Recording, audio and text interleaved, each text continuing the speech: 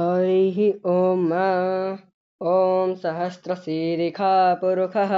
सहस्राक्षः सहस्रपात् सा भूमिगं सर्वतः स्मृत्वा च तिष्ठद्दशाङ्गुलम्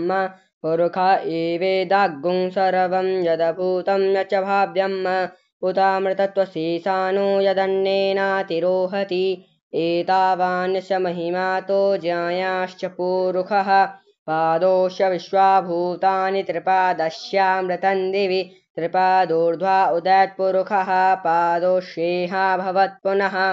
ततो विखं व्यक्रामत शासनानशनेऽभि ततो विराड जायत विराजोऽधिपुरुषः स जातोऽसरे च तपश्चादभूमिमथो पुरः तस्माज्जगात् सर्वहुतः संवृतं बृहदाज्यम्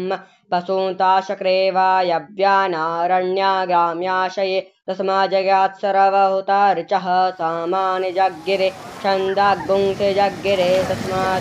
तस्मादजायत तस्मादस्वा अजायन्त ये केचोभयादतः गावो अजग्गिरे तस्माज्जात अजावयः तं यज्ञं वरैके प्रोक्तं पुरुषं जातमग्रतः तेन देवा अजयन्त साध्यारिखयश्च ये यतपुरुषं यदधो कतिधा व्यकल्पयन् मुखं किमस्यासीत् किं बाहु किमुरुपादा उच्येते ब्राह्मणो च मुखमासीत् बाहुराजन्यः कृतः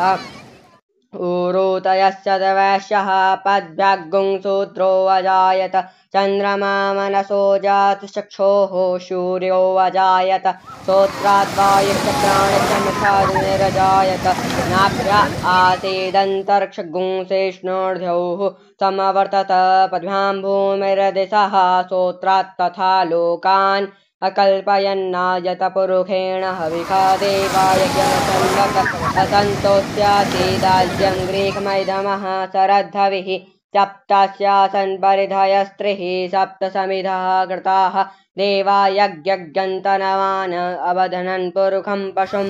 यज्ञेन यज्ञमयजन्त देवास्तानि धर्माणि प्रथमान्यासन्